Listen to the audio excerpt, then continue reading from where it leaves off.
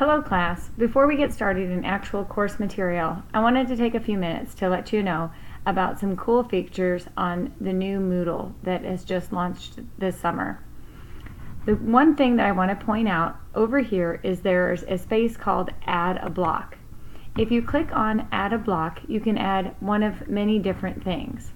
One of them that I've already added is called Accessibility. If you click on that block, you'll be able to find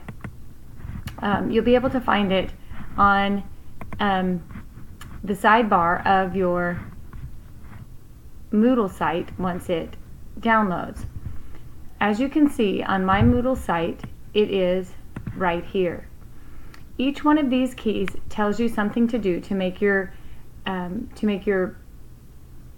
sheet look more appealing to you. So if you want to increase font size, you can click on that one. If you want to change the color or lower the contrast, you can do all of those. Also, if you want a bar launched at the top of your Moodle site, such as this one, it is available for you, so you can always have those. There's a dictionary, there's a text-to-speech, there's a font page settings, and lots of different things you can do to make your class the easiest possible for you to read and enjoy. I hope that helps you a little bit in navigating this new Moodle. Have a great day.